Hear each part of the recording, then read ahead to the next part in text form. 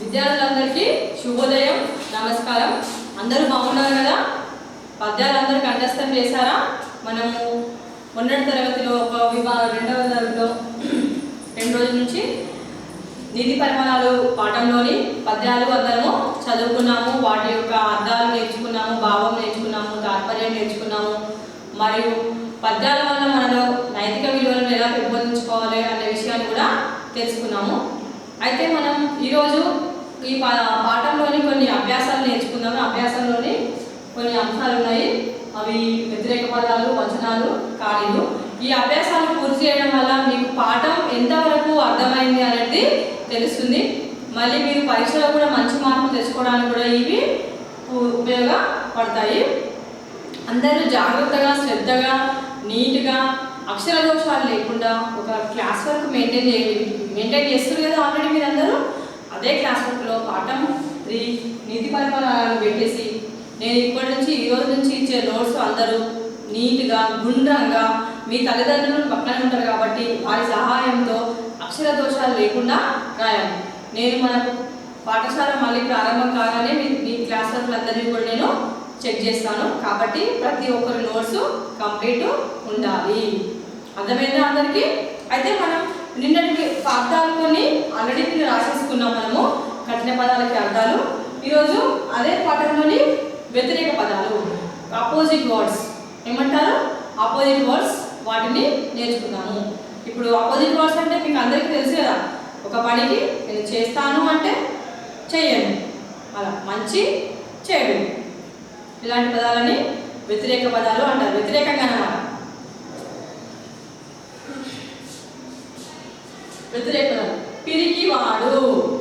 నేను ఒక పదాన్ని 3 times చెప్తాను, మీరు అంతలోపు రాసుకోవాలి.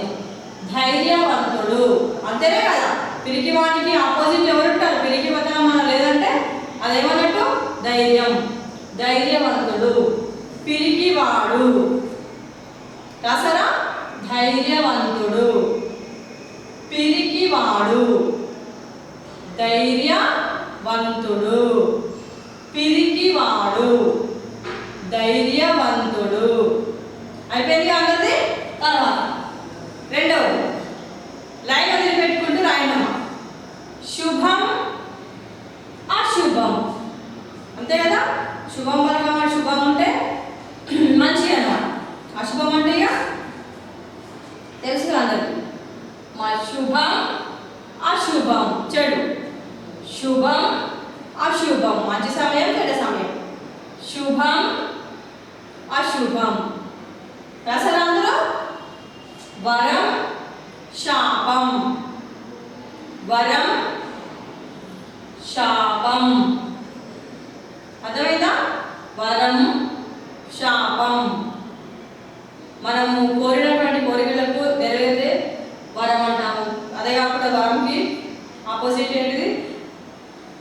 శాపం. వరం, శాపం. తర్వాత భయం, నిర్భయం. భయం, నిర్భయం. భయం రాసారు కదా. నిర్భయం. కోపం, కోపంగా ఉండడము. దానికి ఆపోజిట్ శాంతం. కోపం, శాంతం. రాసారు అందరూ? కోపం, శాంతం. కోపం, శాంతం. మంచి, చెడు. మనం ఏదైనా మంచి పని చేస్తే మంచి అంటారు, లేకపోతే చెడు. మంచి, చెడు. మంచి, చెడు. ఈ పాఠంలోని ఈ 6 వ్యతిరేక పదాలు మీ నోట్ పుస్తకంలో అక్షర దోషాలు లేకుండా నీట్గా లైన్ పెట్టుకుంటూ రాయండి. నెక్స్ట్ పేజీలో వచనాలు. వచనాలు అంటే ఏంటో చెప్పాను కదా. వచనాలు ఎన్ని రకాలని చెప్పుకున్నాం మనము? 2 రకాలు. వచనాలు 2 రకాలు. అవి ఏకవచనం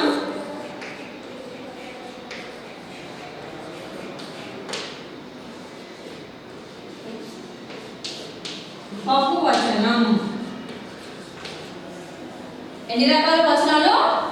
ఏకవచనం, బహువచనం. ఏకవచనం అంటే ఒకటే దాన్ని సూచించేది ఏకవచనం. ఒకటి కన్నా ఎక్కువ 2, 3, 4 ఇంకా ఎన్ని ఉన్నా కానీ అవి బహువచనాలు, బహువచనం అంటారు. ఏకవచనం సింగులర్, మీరు ఇంగ్లీష్లో అయితే సింగులర్, దీనికి ప్లూరల్. అర్థమవుతుందిగా అందరికీ? ఏకవచనం అంటే సింగులర్, ఒకటే వస్తువుని ఏదైనా ఒకటే దాన్ని సూచించేది ఏకవచనం. ప్లూరల్ బహువచనం, ఒకటి కంటే ఎక్కువ 2, 3 ఇట్లా అన్ని ఒకటి కంటే ఎక్కువ సూచించేది బహువచనం. 2, 3 ఇవన్నీ. అయితే ఇప్పుడు మనకు పాఠంలో ఏమున్నాయి ఇక్కడ? ఇవన్నీ పదాలు గమనించండి ఒకసారి. ఇవన్నీ ఏకవచనంలో ఉన్నాయి. అర్థమైందా అందరికీ? వీటిని మనము బహువచనంలోకి మార్చాలి. బహువచనంలోకి మారినప్పుడు పదం పక్కన లు యాడ్ అవుతుంది. అర్థమైందా అందరికీ? లు యాడ్ చేసి జత చేసి రాస్తాము బహువచనంలో. ఇప్పుడు ఇక్కడ పండు ఉంది. పండు, పండులు అంటామా? లూకి లాకి గుర్తు ఏంటిది? ఒత్తులో అలా ఒత్తు, లా ఒత్తు. అర్థమైందా? లాకి లా ఒత్తు, కొన్నిటికి లా ఒత్తు కూడా వేయచ్చు. పండు, పండ్లు కదా. మామిడి పండు, మామిడి పండ్లు. జామ పండు, జామ పండ్లు. ఒకటే పండు ఉంటే అది పండు, మామిడి పండు అంటాం. ఒక 2, 3 అంతకన్నా ఎక్కువ ఉంటే మామిడి పండు. అబ్బా ఆ చెట్టు మామిడి పండు ఎంత తీయగా ఉంటాయో, ఆ చెట్టు జామ పండ్లు ఎంత తీయగా ఉంటాయో, ఎంత మధురంగా ఉంటాయో. అవునా? నెక్స్ట్ రాయి, రాయి. దానికి ఇంకా ఒకటి ఉంటే రాయి అంటాం, అంతకన్నా ఎక్కువగా ఉంటే రాళ్ళు. ఇక్కడ ఈ పోయి అలా లా వద్దు, రాయి రాళ్ళు. చుట్టము, ఇక్కడ మూ పోయి ఇక్కడ టాకు దీర్ఘం మారుతుందన్నమాట. చుట్టాలు, చుట్టము చుట్టాలు దీర్ఘంగా మారుతుంది. మళ్ళీ ఇక్కడ మీరే చెప్పాలి. గుర్రము మూ పోయి లు ఆడైతే రా, ఇక్కడ తలగట్టు కాస్త బహువచనంలోకి వాయిసరికి తలగట్టు కాస్త దీర్ఘంగా మారుతుంది. ఏకవచనంలో తలగట్టు ఉంటే బహువచనంలో దీర్ఘంగా మారింది. గుర్రము గుర్రాలు, ఇక్కడ కూడా అంతే కదా. చుట్టము చుట్టాలు. నెక్స్ట్ కుక్క, దీనికి తలగట్టే ఉంది కదా, కుక్కలు. ఒకటే ఉంటే వీధి కుక్క అంటారు, లేకపోతే అంతకన్నా ఎక్కువ ఉంటే కుక్కలు. అబ్బా కుక్కలు ఏం అరుస్తున్నాయి అంటారు. ఒకటే ఉంటే ఆ కుక్క అరవట్లేదు, ఆ కుక్క బాగా మొరుగుతుంది. కుక్కలు, ఆ కుక్కలన్నీ కుక్కలు. ఏకవచనం కుక్క, బహువచనం కుక్కలు. ఏకవచనం పండు, బహువచనం పండ్లు. రాయి రాళ్ళు. చుట్టము చుట్టాలు. గుర్రము గుర్రాలు. కుక్క కుక్కలు. అర్థమయ్యేదా? మీరు ఇవే కాకుండా ఇంకా కొన్ని పదాలు కూడా మీరు రాయొచ్చు ఇంట్లో. అర్థమైందా? నేను ఇక్కడ మీకు 5 పదాలే ఇచ్చాను. ఇంకా కొన్ని పదాలు కూడా మీకు వచ్చినవి, మీకు తెలిసినవి రాయొచ్చు. పుస్తకము పుస్తకాలు.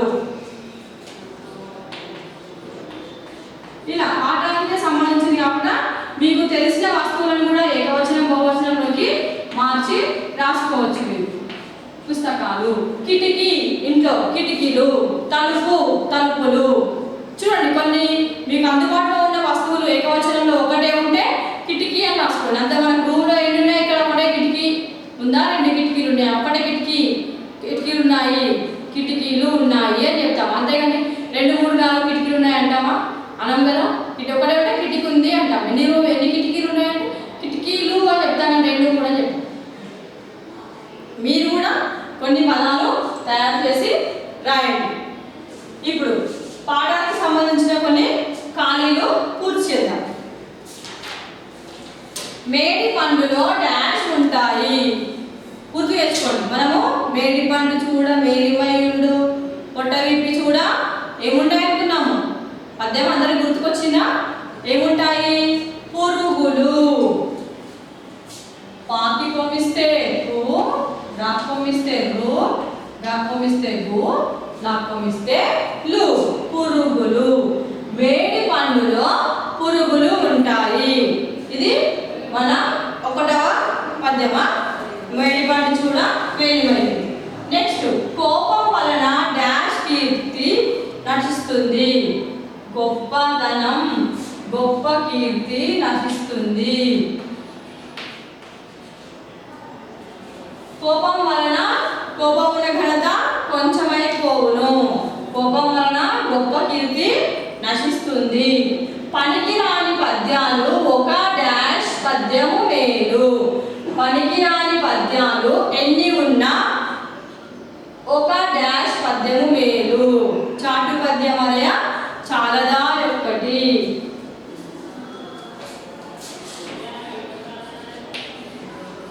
చాటు పద్యము మేలు కదా. నెక్స్ట్, నిక్కమైన మంచి డాష్ ఒక్కటి చాలు. నిక్కమైన మంచి నీలం ఒక్కటి చాలు. తలుపు వెలుగు రాళ్ళు తట్టడేలా. ఆ పద్యం నుండి అనేది నిక్కమైన మంచి నీలం ఒక్కటి చాలు. అర్థమైందా అందరికి? తర్వాత 5వది, అవసరానికి ఉపయోగపడని డాష్ ని విడిచిపెట్టాలి. అక్కరకు రాని చుట్టము. అవునా? అదే పద్యం కదా అది. అవసరానికి ఉపయోగపడని చుట్టమును విడిచిపెట్టాలి.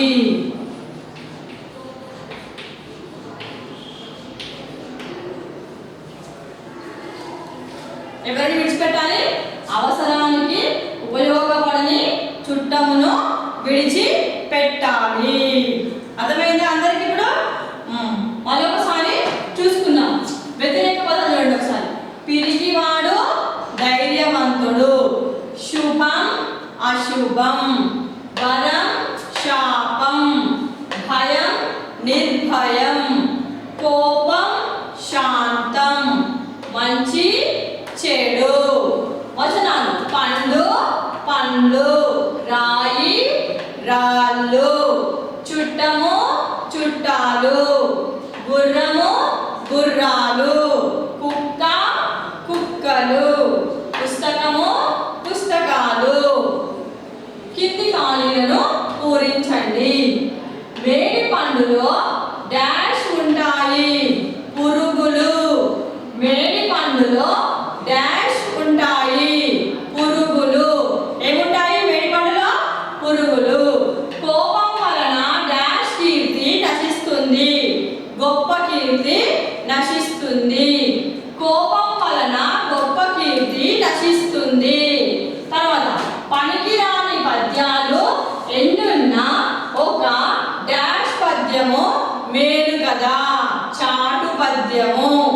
పనికిరాని పద్యాలు ఎన్నున్నా ఒక చాటు పద్యము మేలు కదా. నిక్కమైన మంచి నీలం ఒక్కటి చాలు. నిక్కమైన మంచి డాష్ ఒక్కటి చాలు. నీలం. నిక్కమైన మంచి నీలం ఒక్కటి చాలు. అవసరానికి ఉపయోగపడని చుట్టమును విడిచిపెట్టాలి. రాస్తున్నారు కదా అందరూ? అవసరానికి ఉపయోగపడని చుట్టమును విడిచిపెట్టాలి. తర్వాత ఇప్పుడు కొన్ని తప్పు ఉప్పులు కూడా రాసుకున్నాం మనం.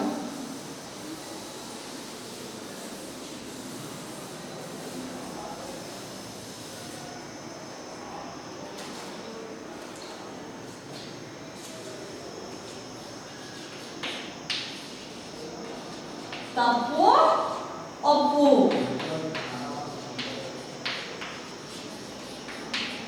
ఫస్ట్ వన్, పిరికివాడి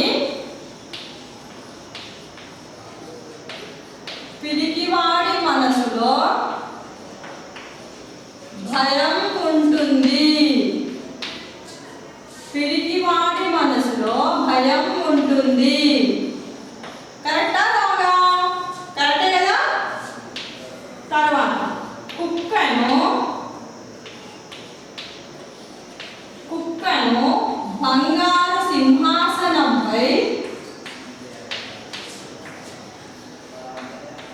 బంగారు సింహాసనంపై కూర్చోబెట్టరాదు.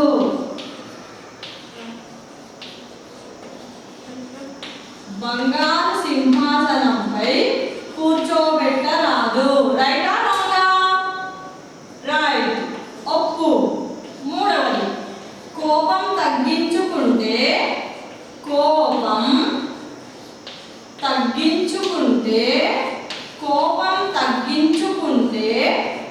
కోర్కెలు నెరవేరుతాయి. కోపం తగ్గించుకుంటే కోర్కెలు నెరవేరుతాయి. కరెక్టే కదా. మనం కోపాన్ని తగ్గించుకుంటే మన కోరికలు అనేవి నెరవేరుతాయి. తప్పా ఒప్పా? ఒప్పు. Next fourth one. సుమతి అంటే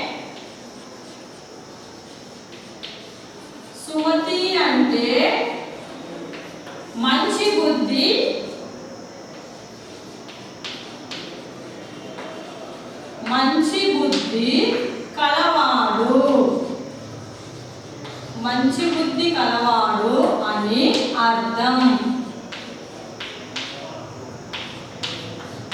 కరెక్ట్. మొక్కిన వరం. చూడండి ఒకసారి మరొకసారి చెప్తాను. తప్పు ఒకరు.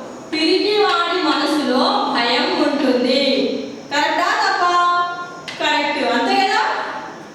అదే వేడి పండు పైకి చూస్తే బంగారంలాగా ఉంటుంది కానీ లోపల పురుగులు ఉంటాయి. అదేవిధంగా పిరికివాడు పైకి ఎంతో ధైర్యవంతుడిగా నటించినా కానీ లోపల మాత్రము భయం అనేది ఉంటుంది. కుక్కను బంగారు సింహాసనంపై కూర్చోబెట్టరాదు. కూర్చోబెట్టొచ్చా? ఎంత పెద్ద బంగారు సింహాసనం అయినా దాని మీద తీసుకుపోయి కుక్కను కూర్చోబెడితే కుక్క బుద్ధి పోనించుకుంటుందా? పోనించుకోదు. కాబట్టి కూర్చోబెట్టాలి. అదేవిధంగా ఒక చెడ్డవాడికి కూడా మనము సింహాసనం ఇచ్చి రాజుపట్టాభిషేకం చేస్తే వాడు రాజ్యాన్ని అంతా చెడగొడతాడు. రైట్. కోపం తగ్గించుకుంటే కోరికలు నెరవేరుతాయి. అంతే కదా. మరి దాని ఒప్ప తప్ప? ఒప్పు. మనం కోపం తగ్గించుకొని ఇతరుల పట్ల శాంత స్వభావం కలిగి ఉంటే మన కోరికలు అనేటువంటి తీరుతాయి. సుమతి అంటే మంచి బుద్ధి కలవాడు అని అర్థం. ఒప్పు. మంచి బుద్ధి సుమతి. ఇక్కడ మన పద్యానికి చివరలో ఏమొచ్చింది? సుమతి అనే మకటం వచ్చింది కాబట్టి మకటం సుమతి అంటే మంచి బుద్ధి కలవాడు అని అర్థం. అర్థమైందా? మనము ఈరోజు పాఠంలో ఏమేమి నేర్చుకున్నాము? ఫస్ట్ వ్యతిరేక పదాలు తెలుసుకున్నాము, వచనాలు తెలుసుకున్నాము, ఖాళీలు తెలుసుకున్నాము, తక్కువ ఒప్పులను కూడా తెలుసుకున్నాము.